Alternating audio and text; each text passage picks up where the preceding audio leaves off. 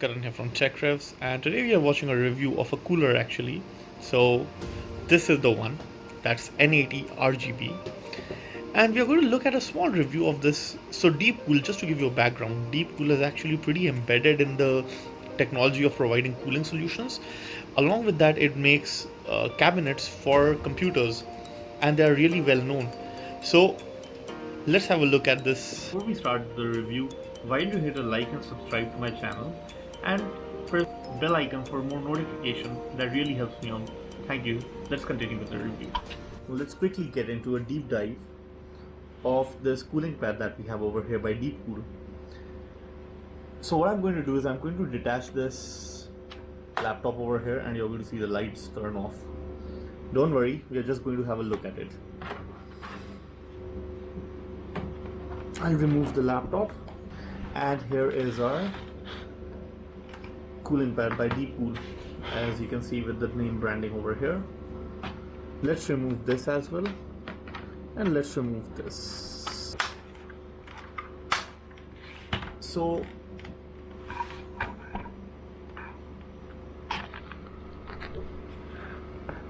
first of all, coming to the build of this cooling pad, this is all metal. One, it makes the material a bit more durable, but the second, the most important one, is that it is a great conductor of heat. So this will be able to soak in a lot of heat, ensuring that your laptop stays more cool. These are these rubber pads which will hold your laptop, and inside, I'm not sure if you can see, there are two fans. Size will be mentioned down. So these two fans are present over here. They are not RGB, they are regular fans. They have a fixed fan speed of 800 RPM, rotations per minute, which is not that much actually. So that makes me think that this is really not a very high performance oriented cooling pad, but more of a budget segment, or you can say who's looking to cool their laptop but maybe not that aggressively. So anyways, let's get into further. Let's turn this over here. So you can see these two cooling pads over here. So as we look in the back side of it, it's all plastic, unlike the front area that you had. You have two stands, so 2 degrees of angle actually. So this is 8 degrees, and upon closing this one, this is actually 5 degrees. Just do it over here. So chances are that the 8-degree angle should give you slightly better heat management than the 5-degree one, because it will let a lot more heat dissipate from below. Coming to the USB parts, so there's two USB, one is out, one is in. So out is basically where you're connecting this to your laptop through, let me just show you, through these wired cables that they have given you. So you connect with one, and because you're using up one port, they give you an option for an in. So your USB port really doesn't go to waste. So that's really good, and that's taken care of. I generally keep my gamepad over here, thumb over here. So now that that is out of the way, the price, I got this for around 2600 rupees. So that was a good deal actually. I feel that there are many laptop coolers in the market, but nothing that comes actually with the brand and something that looks that this cool. So let me just turn on the fan, cooling pad, and see how does it actually look. Alright, so now that we have this whole thing turned on, so the benefit is over here is this touch capacitive button. This actually helps you change the light. So there are a lot of modes actually. So there's this swivel, and then there's like bright light, and then there's like a whatever this is, breathing effect they call it, yeah, strobe or breathing effect. This is strobe, yeah, and then this is more from left to right or right to left.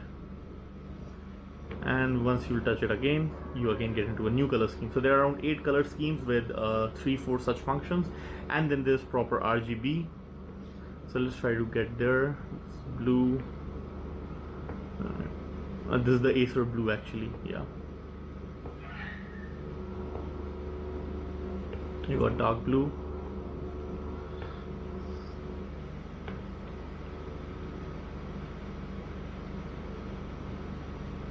Alright, now we are in proper RGB, and you can see there's this whole color effect that's going on around over here. You can't control this from the PC, so you can only control over here. So now you can see it's going from left to right in different colors, and now this is just changing color continuously. It'll shuffle between 8-9 different colors. So whatever you choose, whatever you like, you can just have as a customization over here. And it's not bad that it can give you some it gives you decent fan control as well. And as you would be noticing, I mean, there's an AC sound that's going on, that's definitely there, but the fans don't really sound at all. So if you do not want to use cooler boost, it's pretty much decent actually. You don't need to use cooler boost. Let's do one thing, a turbo boost, sorry, with extra cooling on. Let's do one thing, let's just get into a game and see what's the difference between on and off. Alright guys, so right now we are playing Assassin's Creed Odyssey, sorry, and I've been playing this for around 12 to 15 minutes. This is with fans completely turned to full, so that's cooler boost, with this cooling pad also enabled. And so we are playing Assassin's Creed Odyssey at, let me just show you the settings also. We are playing it at 1080p ultra high setting, and I have locked the frame rates to 45-46. So this is generally how I play. I wanted to give you an experience of how I actually play. If I unlock the frame rates right now, I think at 1080p it should go much above 45-46. Yeah, it should be around 49, 59, 60, 57. But then there are scenes where you know, I can see some dips. So what I'm going to do is I'm going to lock it to 45 because that is how exactly I play it, and I prefer it that way. So you can see that the temps are around 85, 86, and so on and so forth on the GPU front, and around 78, 79, sometimes going to 80, 76, 75 on the CPU front. Now this is with all the cooling prowess turned on, with the cooling pad in full action. So I'm going to do 1 minute walk around. So this is after 15 minutes of gameplay at least, and you can see that it's boosting at 1800 megahertz, the GPU, so 1785 to 1800 megahertz, and for some reason 86 is the maximum threshold that Acer has kept for itself. It doesn't go beyond that. You know, even if it's ever going up to 87, it'll instantly come down. So you can see between 1750 to 1800 is what they have generally kept you know, the GPU boosting. And CPU is holding solid at 4000 megahertz and 78-79 degrees Celsius, sometimes even 75, so below 80 at all time. So that's really good. So let's just run around a little bit. Sorry guys, I might not just be doing anything, but just running here and there because my camera is pointed at the screen, so don't mind me. And the temp, as you can see, is pretty solid at temp you can see is pretty solid at 85 degree.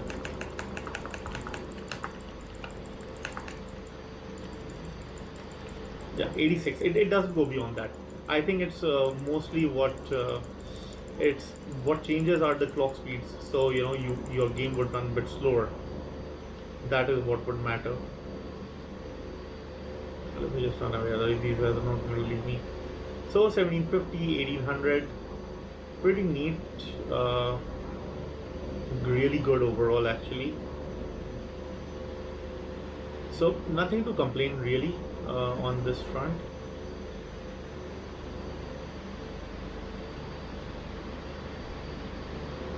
And of course the CPU is like super chill right now, 75, 76. Let me do one thing. I think we have been playing this for around close to 2-3 minutes now, and you're seeing what the temps are like, and the temps stay exactly like this. The clock speeds stay exactly the same, nothing changes.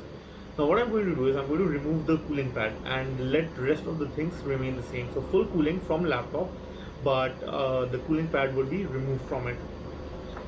Let's see, does it affect the temperatures, or do we see that the boost is the GPU boost comes down? So let's see what effect does it have on this game. Let's go now.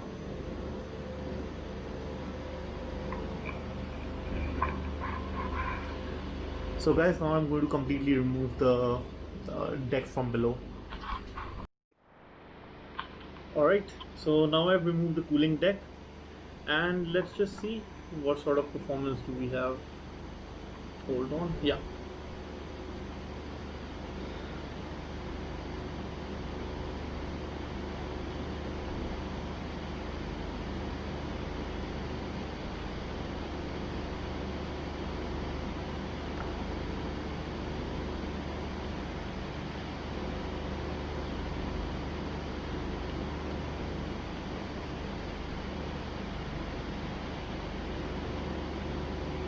Yeah, so we are at 86 degrees Celsius, and the CPU is almost the same, 79, 81, 82. Actually, it went up a little bit, 81, 82. It wasn't going in that territory that often.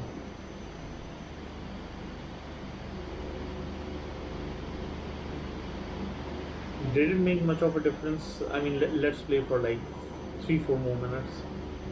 I think we might be able to make out.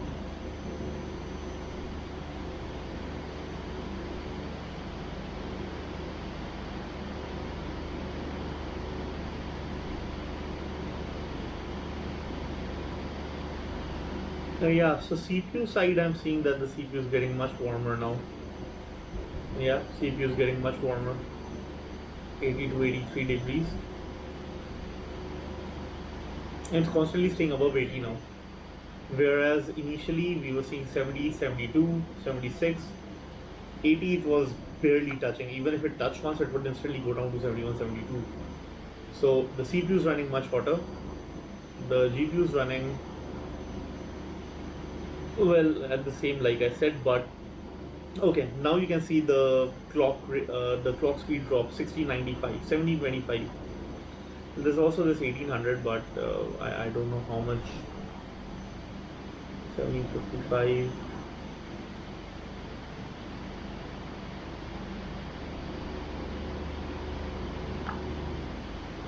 $16.95 again. The clocks are dropping, definitely. See, GPU clocks are dropping at least by 100, at least by 100 hertz, 100 megahertz. Sorry.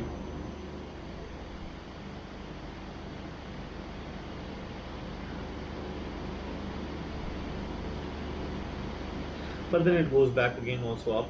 So it's more of the CPU temperature actually that is where I'm seeing all the difference. So CPU temp is staying above 80 constantly, and GPU as well, like I said, it stays at 86. It doesn't really matter. It won't go much beyond above that.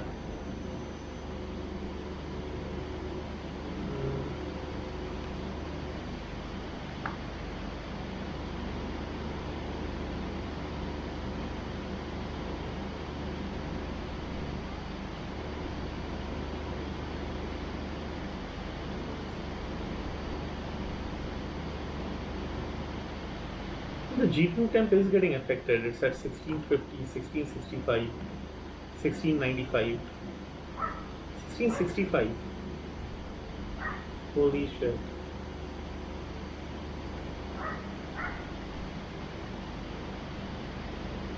So correct me if I'm wrong, but I think the GPU temperatures are coming down. The GPU temps are getting affected. I mean, the CPU temps are, they stay less when. But over here, I think the more effect is happening on the clock speed, like I already mentioned. 87. Okay, so there it wasn't going beyond 84, 85. Here it was also about to touch 87 for a second. And the clock speeds are not that high.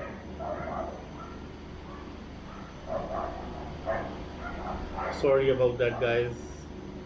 It's the delights of staying in a colony, these dogs. Yeah, temps are coming down. Definitely they're coming down. I'm really curious. Let me put on the cooler boost once more.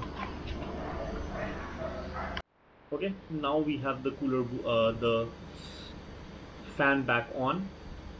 Just don't look at the temperatures right now. It'll rise up to around 84, 85, and that is where you will start seeing the difference. So let's play it for another 2-3 minutes. I'm really curious to see if there's any difference at all. Guys, I can instantly tell you, it's 1890 megahertz over here, 1845, and if you will rewind, we were sitting at around 1700 megahertz right in this environment, 1700 or 1715, and right now we are at 1800, 1815. I think it's a point blank win actually. 1785, and in this area I was remembering that it was coming down to 1655 as well, so more than 155 megahertz difference. So it was really making a lot of difference over here. In this, where there's a lot of shade and shadow area, it was making a ton of difference. And we are at 84 degrees again. CPU, you can see it's well below 80, not well below, but then okay, you get the idea. It's below 80 degrees, and the GPU is clocking much higher. I think this is an amazing product. Not the best product, but I think this suits my need like better than many other products that I've had. And I would give this a very good recommendation.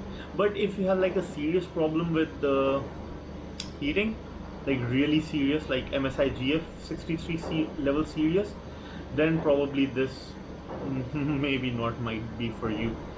Temps are at 85, man. I mean, it's really great to see this actually.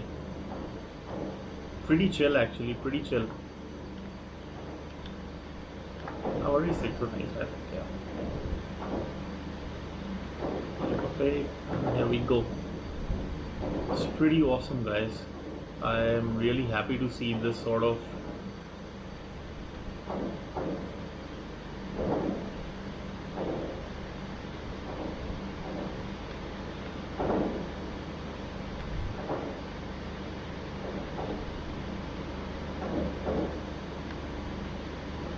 I mean, the CPU does go up to 80, 81, but then it instantly comes back to 70, 74, 79. So that's pretty awesome actually. So that is it, guys. I know it's not much of a test. I completely agree, and I also understand your pain that this is not much of a test, but this is all the time I had for. If you feel that this is something that you really want to see an in-depth analysis, like really in-depth, like hours and hours long, I can do that with many games and in different sort of performance modes. But over here, as I can see, this cooling pad is definitely making the difference. So thank you so much for watching, guys. My name is Karan, and if you like this video, like and subscribe to my channel and press the bell icon for more notifications to my channel. See you in the next one, guys.